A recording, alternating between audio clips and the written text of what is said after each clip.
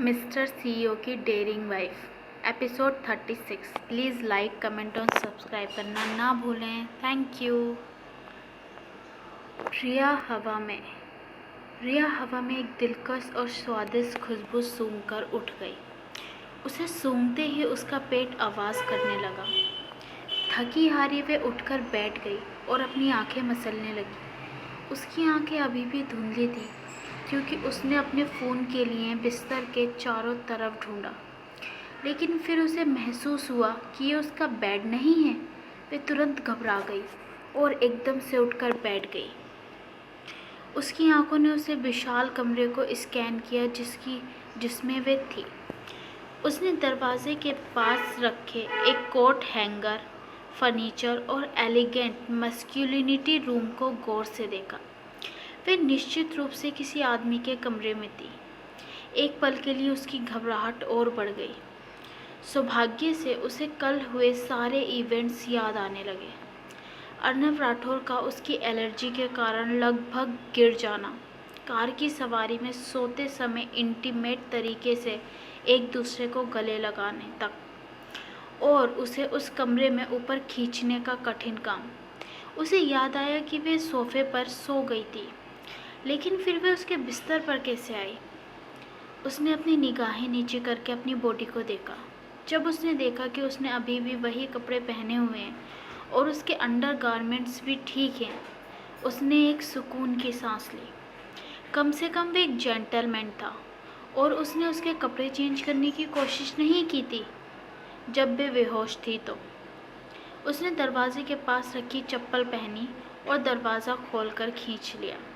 वे delightful गंध और ज़्यादा स्ट्रॉन्ग हो गई। खाने को सोचकर उसका पेट और ज़्यादा आवाज़ करने लगा। वे खाने की खुशबू को सूंघते हुए डाइनिंग एरिया की तरफ चली आई। वे अर्नब राठौर के घर को देखकर अचंभित रह गई। ये बहुत बड़ा और कंटेम्प्ररी डिज़ाइन था जिसे परफेक्ट तरीके से बनाया गया था। इस घर का हर कोने में वेल्थ और पावर शो हो रही थी, जैसा कि उसने अभी कमरे में देखी थी। उसने सोचा ये घर किसी बड़े डिज़ाइनर ने बहुत खूबसूरती और प्यार से डिज़ाइन किया था, क्योंकि इस घर की हर एक लेआउट एकदम विशाल और ऑस्पिशियस थी। विशाल खिड़कियों के बाहर एक विशाल गार्डन था जिसमें एक बड़ा सा वाटर फाउंटेन लगा हुआ था जो बहुत ज़्यादा खूबसूरत लग रहा था, जैसे एक सीईओ से उम्मीद की गई थी। रिया ने एक गहरी सांस ली। जब रिया कॉरिडोर पार करके रसोई में पहुंची तो अर्नब राठौर को खाना बनाते हुए देख रिया खन्ना ने महसूस किया कि उसका गला सूख गया था।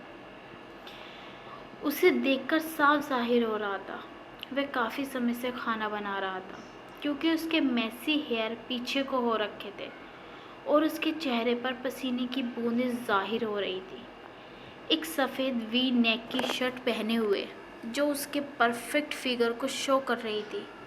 जैसे जैसे वह खाना पकाता उसके मसल थोड़े से उभर जाते। उसकी बॉडी हर एंगल से परफेक्ट थी। रिया ने सोचा, क्या इतना अच्छा लगना किसी इंसान के लिए पॉसिबल है? क्या कोई खाना बनाते हुए भी इतना अच्छा लग सकता है? रिया को अपने दिल में तीर सा चुभता हुआ महसूस हुआ। वह जानती थी उसके कपड़े और बाल बेस्ट कंडीशन में नहीं थे कंपैरिजन में उस शख्स के जो हर एंगल से परफेक्ट लग रहा था। तुम उठ गई? अर्नब राठौर ने कहा जब वह हाथ में पेन पकड़े हुए घूमा। उसके दूसरे हाथ में एक लकड़ी का स्पैटुला था जिससे वह पैनकेक को पलटने के लिए तैयार था।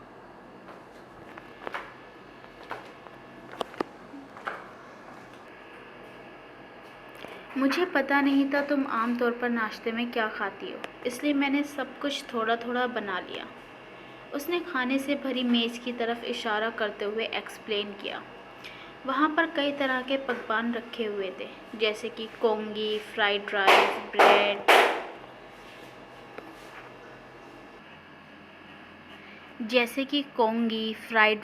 Bread, French toast, boiled egg omelette. वे गौर से उसे देखती रही। सीरियसली, वे इतना परफेक्ट क्यों था? क्या वे ऐसे ही पैदा हुआ था वे मदद नहीं कर सकती थी और उसके आसपास अजीब सा महसूस करती।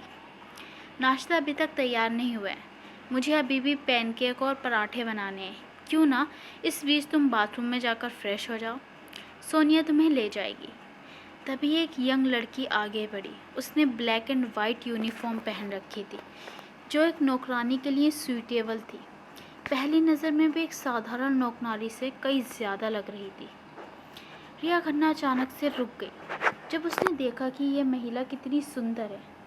वे अपने छोटे चेहरे, डोल आँखों और एक मुस्कान के साथ मनमोहक लग रही थी, जो उसके डिंपल को दिखाती थी।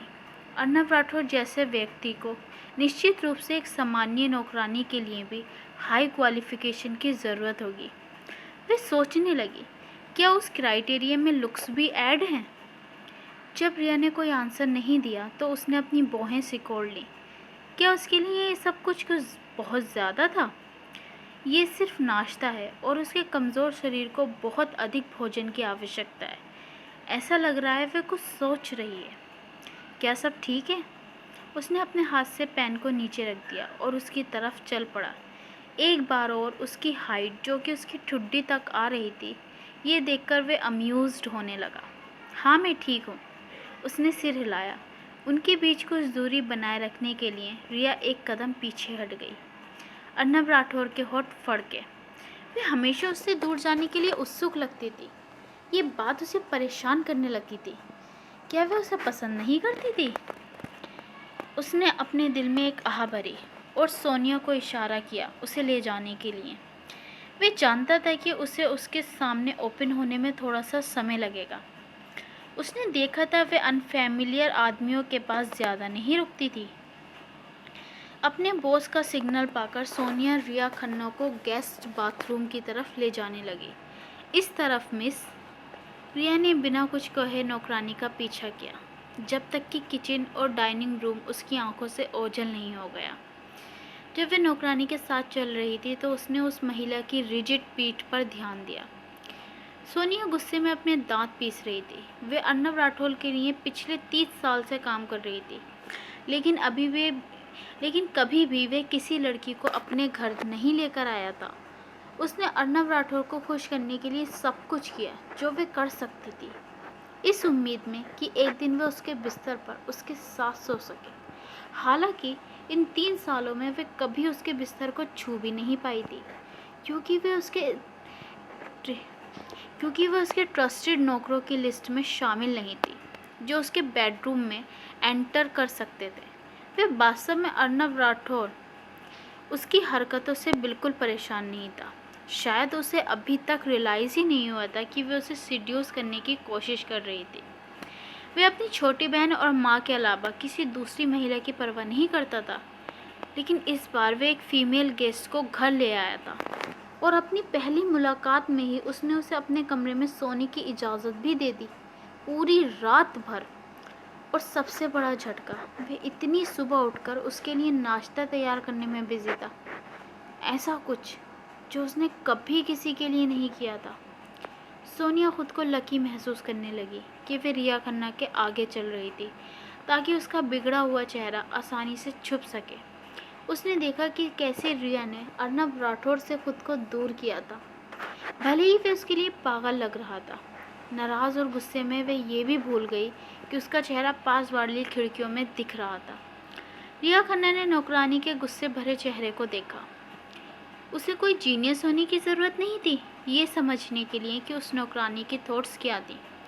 उस नौकरानी ने सोचा वे किसी फेरी टेल की प्रिंसेस की तरह हैं, जो एक रिच एम्प्लॉयर को अपने प्यार के जाल में फंसा लेगी और अपनी बॉडी यूज़ करके उससे शादी करने पर मजबूर कर देगी। रिया ने अपनी बाहें क्रॉस कर लीं। वे गुस्सा होने लगी।